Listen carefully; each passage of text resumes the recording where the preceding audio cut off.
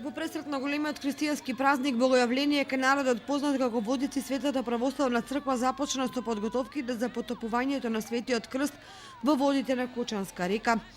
Дјакон Димитар Арцовски од православниот храм Свети Великомачени Ѓорги изјави дека прејавувањето на заинтересираните христијани кои сакаат да се фрлат во водите на Кочанска река е во тек.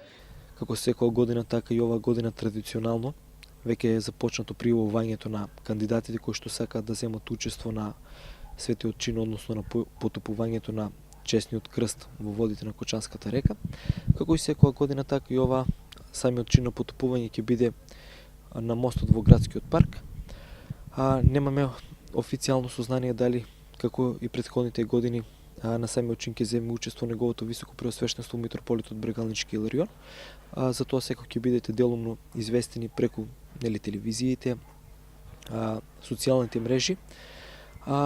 Сите оние кандидати кои што сакаат да земат учество на овој чин, значи треба да се од град Кочани, да дојдат со своите лични карти, да се полнолетни, односно да имаат 18 години.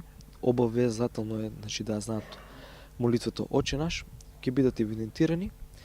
Оваа година заради здравствени причини ќе биде извршен преглед на сите оние ради временските услови, преглед на сите кандидати и откако ќе добиеме потврда од авторитетите, односно од градската болница, сите оние кои што ги исполнуваат сите овие услови ќе може да се пријават на потопувањето, односно да учествуваат.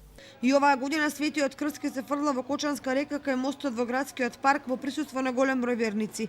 И годинава несрекниот кој ќе го фати крстот од Светата православна црква ќе добие награда да Свето писмо Библија, а од градоначалникот на општина Кочани Ратко Димитровски златник. Минатата година за фрлање по крстот беа пријавени 60 граѓани на Кочани, а несрекниот беше Далибор Стојанов.